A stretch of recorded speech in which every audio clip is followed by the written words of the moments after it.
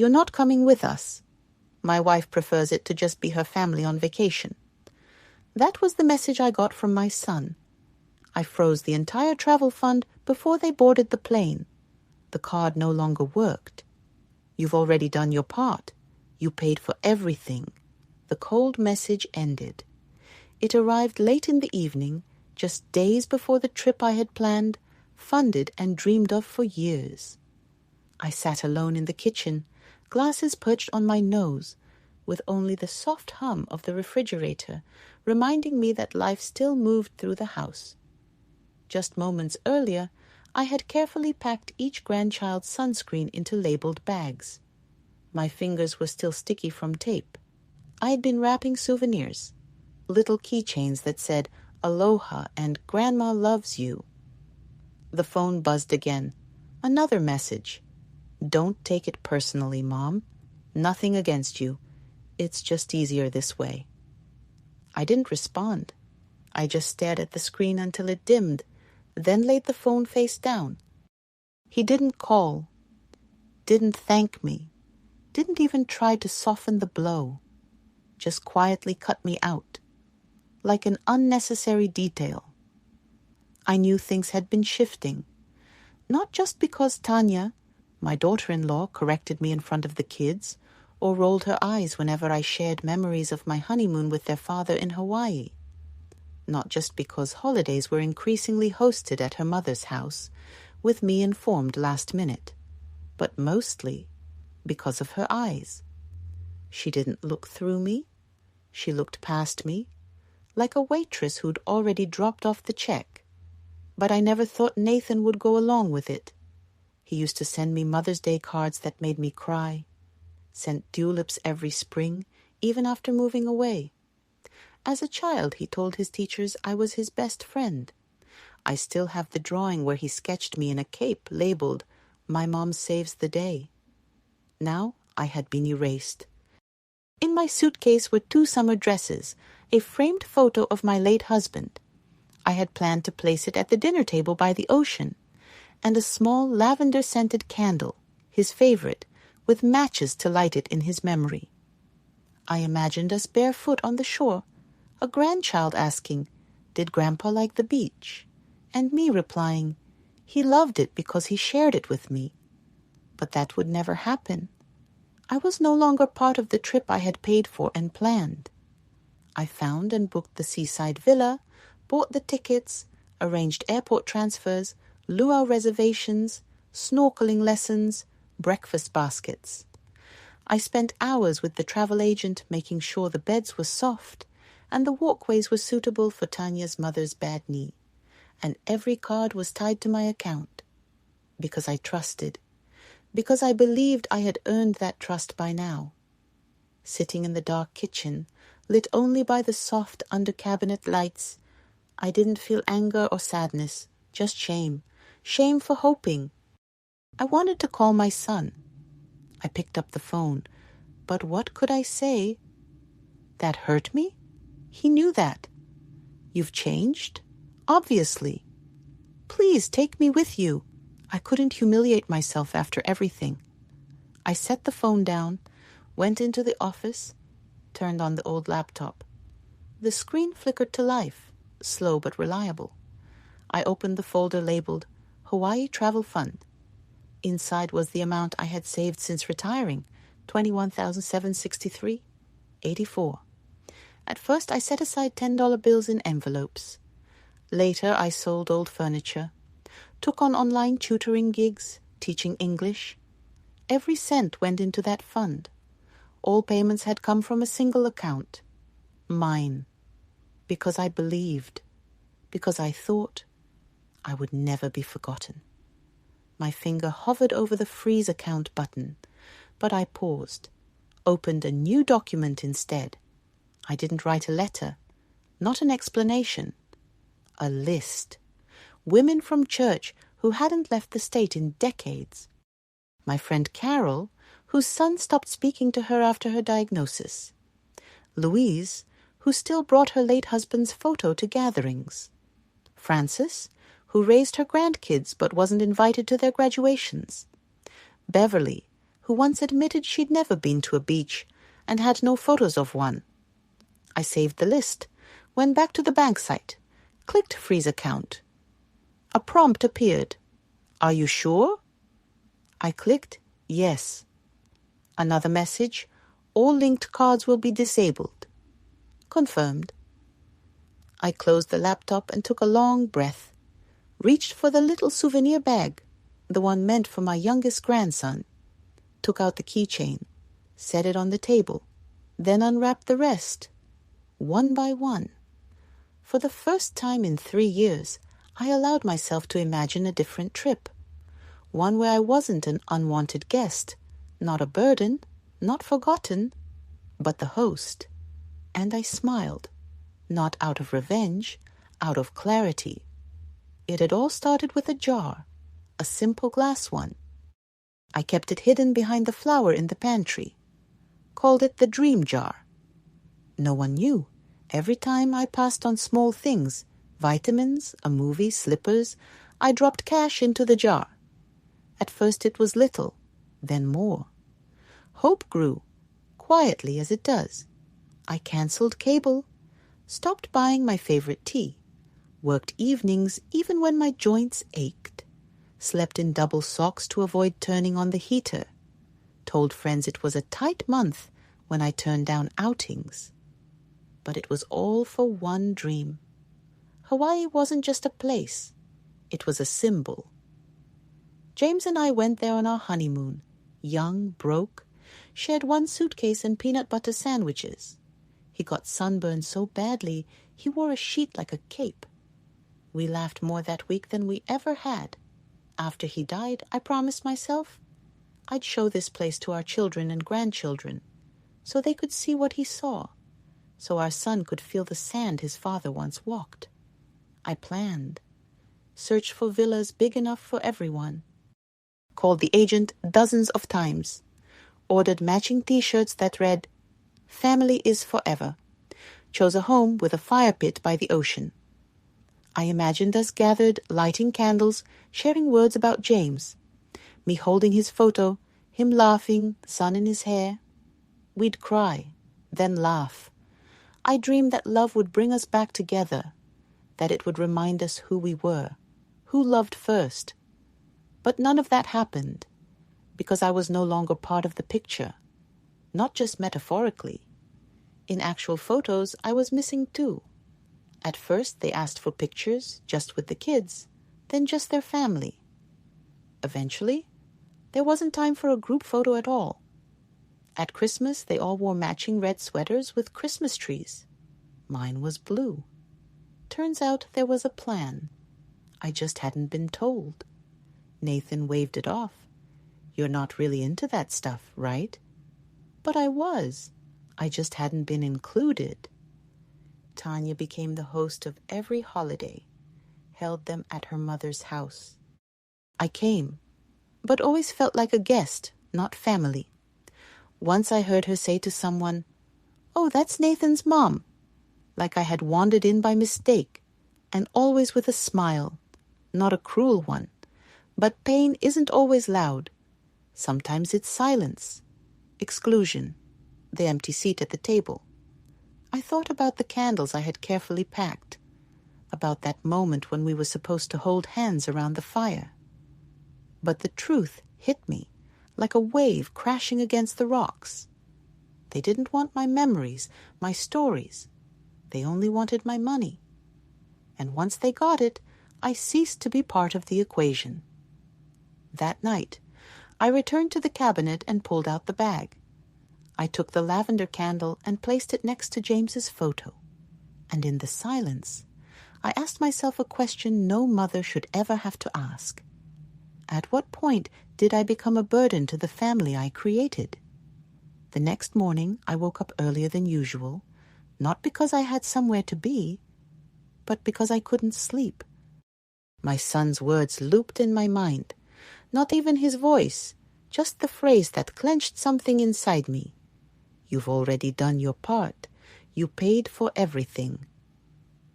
I moved through the house like a shadow, folded the blanket that was already folded, straightened the picture frames on the wall, wiped an already spotless countertop. The silence was everywhere. It rang in the walls, hung in the air. Later, checking my email, I saw a message from the travel agency. Subject, final confirmation, Hawaii trip. I opened it automatically. A detailed itinerary, flight schedules, check-in details, excursions, dinners, car rental. Everything I had arranged with such love and care. I slowly scrolled down until I saw what I already suspected, but hadn't wanted to admit. There were 8 names on the list. Nathan, Tanya, their 2 kids, Tanya's parents, her sister, and her sister's boyfriend. My name wasn't there. No mom, no Marilyn, not even guest 9. I zoomed in, hoping there was a separate file, an extra booking, but there was nothing. Just 8. Just them. I closed the laptop carefully, as if afraid to break it.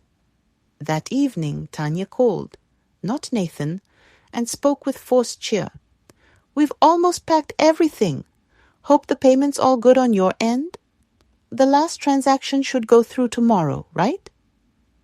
I didn't answer right away. Then I gently asked, "Do you want me to bring anything? Maybe games for the kids? Or motion sickness bracelets?" After a pause, Tanya chuckled, but there was ice in her voice. "Oh, no. Everything's under control. Don't worry. We actually thought it would be better for you to rest a bit. Stay home. Focus on yourself." The words weren't said with cruelty, but there was no doubt. I had been excluded. Completely. And now they were pretending it was for my own good. After the call, I stood by the window, looking out at the garden where James had installed the bird bath 20 years ago. The water was still. So was I. Not angry, not shocked, just frozen. I took a small fireproof safe from the closet. Inside were all the documents related to the trip, the account holding the money. Every paper bore my name. Under authorized users, blank. I was the sole account holder. No additional signers. No joint access. Just me. Opening my banking app, the balance remained the same. Almost $22,000. 6 linked cards. Hotel, car rental, flights, activities, meals, all drawing from my account. All registered under me. And then I thought, how easily I had been erased. With such certainty. As if my generosity was a debt, and my presence a burden. I was never part of their plan. I was just an ATM, but even ATMs have the power to shut down. I didn't make the decision right away. I simply turned off my phone, made some mint tea, and sat in James's favorite chair by the window, and let myself feel it all, not just the hurt, but the clarity. I hadn't been forgotten. I'd been deliberately excluded. And worse, they assumed I wouldn't notice. That crumbs would be enough for me. That I'd be grateful for scraps and stay silent. They forgot who raised them. I didn't scream. I didn't cry. I didn't call with accusations. I just sat, drank my tea and breathed. The house was quiet. No TV, no radio. Only the wind outside and the low hum of the fridge. And in that silence, something inside me didn't settle. It solidified. I no longer waited for apologies. I began thinking about the future. I opened the banking app again. Everything was still there. My account, my money, all linked cards, active. I went to the settings. There was a toggle. Freeze account. Below it, a note. All cards will be disabled. New charges will be blocked unless authorized by the owner. One click was all it would take. But I didn't click. Not yet. Instead, I opened the calendar and marked the departure date. The flight was in the afternoon, which meant I'd activate the freeze a few hours before boarding. So when they reached the check-in line, nothing would go through. And even then, I didn't press it. Because once you stop playing the role you were assigned, You can't go back. And I wanted to be sure. I gave them one last chance. Sent a short message to my son. Let me know if you need help with bags or snacks. I have motion sickness bracelets for Olivia. He read it, but didn't respond. No, thank you. No, we've got it. No, we love you. Just silence. And that's when I understood. This wasn't a mistake, not a misunderstanding, not Tanya's preferences. It was a mindset, a belief that love can be used one way. I was a vault, and they came for what was inside, but not anymore. I returned to the app, hovered over the button, and clicked. The icon turned blue. A message appeared. Freeze activated. All transactions suspended. Manual approval required to resume. I looked at the screen. No alerts were sent to them, no emails. No warnings. They would find out the way I did, silently, with no chance to argue. I leaned back in the chair, took a sip of tea, and exhaled. This wasn't revenge. It was reality. Their reality. I just wasn't financing it anymore. In the days that followed, I stayed silent. Tanya posted photos of beach hats. I didn't comment. Nathan sent a message in the family group. Everything's ready for takeoff. I didn't reply when my youngest granddaughter sent me a voice message. Grandma, we're going to see sea turtles. I pressed the phone to my heart and whispered, I'm sorry, sweetheart, but someone had to teach your parents that presence means more than just money. Then I opened my laptop and created a new spreadsheet. Not for them, for me. I named it People Worth Seeing. First line, Carol, Beverly, Louise, Frances, Nora, Denise. Each of them a woman like me. Overlooked, undervalued, used. Beneath their names, I began planning a trip. Not as a reward, but as a restoration. Not from pity, but from strength. If I hold the checkbook, then I decide who's worthy of the journey. That night, I left the window open. The wind whispered like a secret finally spoken aloud. They packed their bags. They thought they were ready. But a plane doesn't fly just because you're on board. They stood at the boarding gate with suitcases full of hopes. The children bounced around. Tanya's mother posed next to the airline sign as if it were a red carpet. All 8, smiling. There was no place for me. Then a message from Nathan came through. Hey, there's some error during check-in. Can you check the account? I didn't reply. A few minutes later, another. The card is being declined multiple times. Can you look into it? I stayed silent. The call started almost immediately. At first, every 10 minutes, then more frequently. Eventually, one after another without pause. Voice messages. Mom, it's me. Please just call back.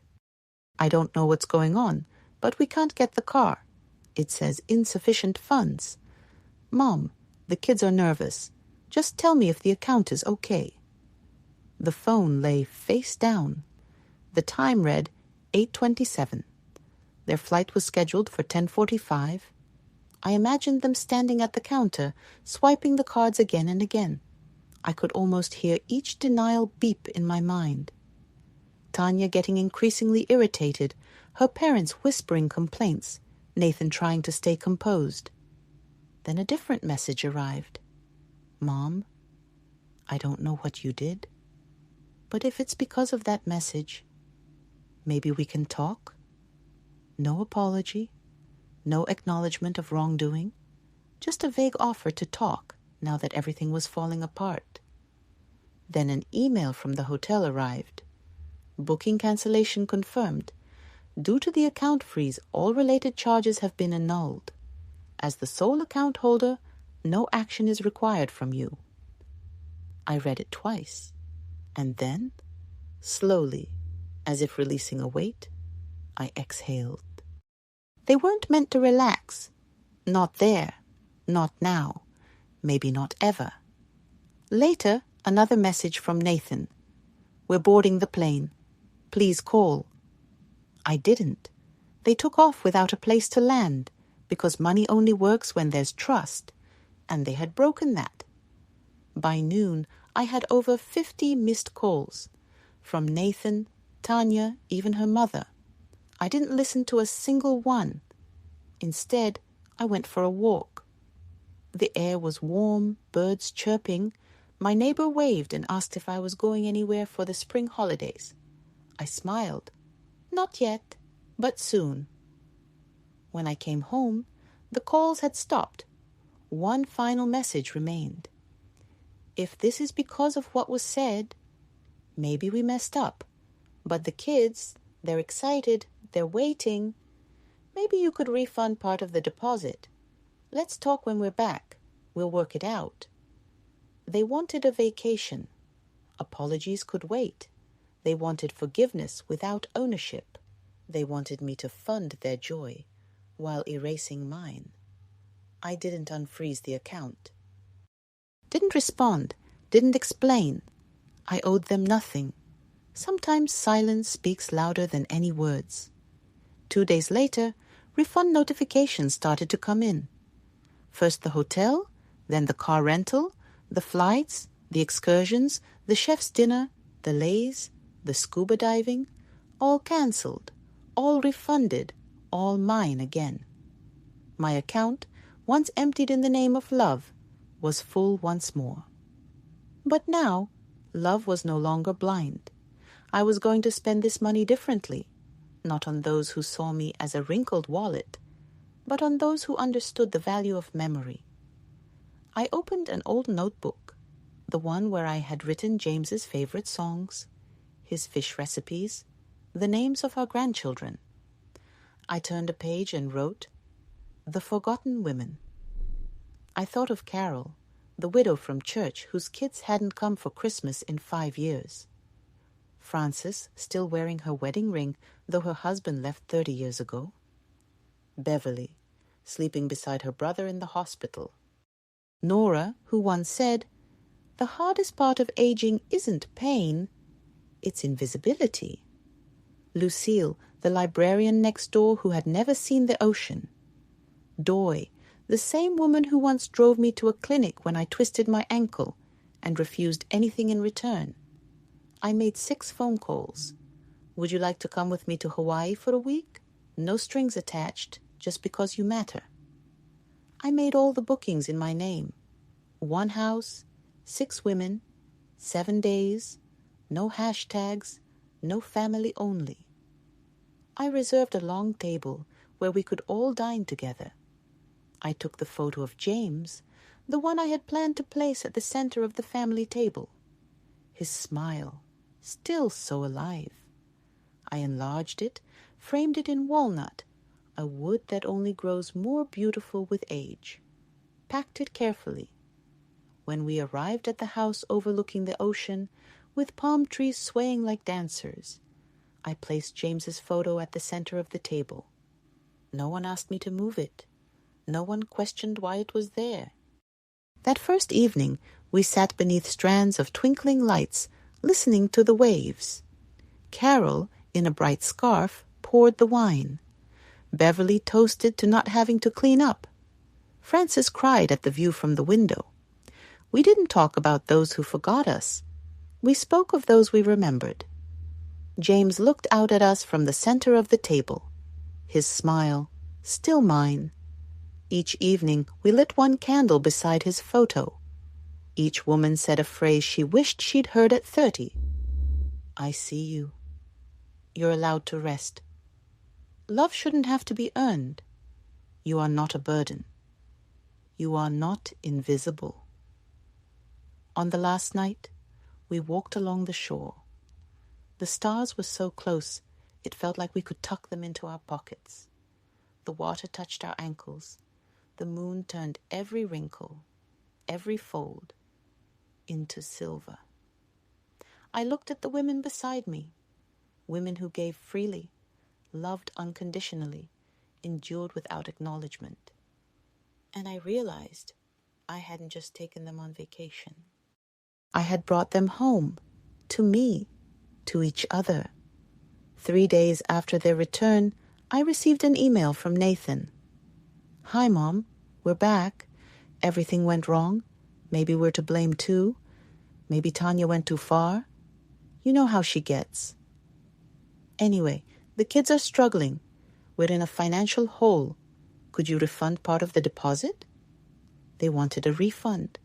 Not forgiveness, not understanding, just money. I opened the sent transactions, every charge made by me, only me. I closed the email, didn't respond. Because if someone needs an explanation for why you're not returning money after betrayal, that person doesn't deserve an explanation. I walked into the kitchen, poured myself some chilled tea. Outside, a bird knocked against the wind chime James had bought for our anniversary.